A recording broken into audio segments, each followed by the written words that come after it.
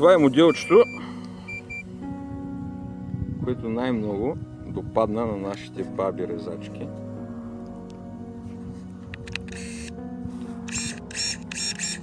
Защото е доста по-компактно, по-удобно.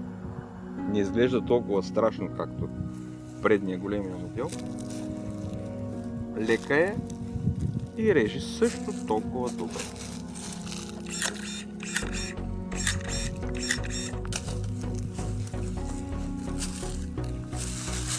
Ето сега ще отрежем голямото. Даже успяхме и с още по-голяма лекота да го отрежем. Над месец работят тези машини по нашите уреди, които все още не сме урязали, защото тази година тече от времето. От към време. Хоп! Хоп! Може да намерим. Шефа може да се скара, ама не. Ще отрежем.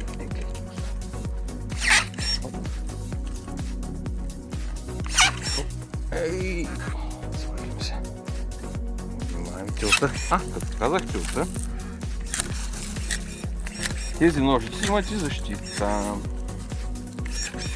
Само че следващата поръчка, която я направим, няма да бъде със защита. Порядна.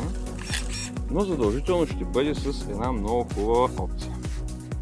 Също като показва с колко трябва да сме направили батерията.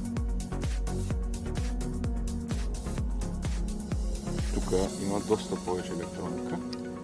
Хубава ножичка. Вижте сега за какво става дума, за мекия спусък, прогресивен на слепене. Не затваря изведнъж. Това е като опция към всичките модели, които видяхте. И трите машини могат да бъдат с такава опция или с опция защита от порязване или прерязване на тел. Така че сега това няма да ви го демонстрирам, само ви демонстрирам мекия спусък. Ето, това е близко до тилта. Отрязвам си го леко и бавно. Вижте. Другия вариант, ако го няма това, няма как да стане бавно, ще стане бързо. И можем да направим бела. Мале, тая пазихме от всяка.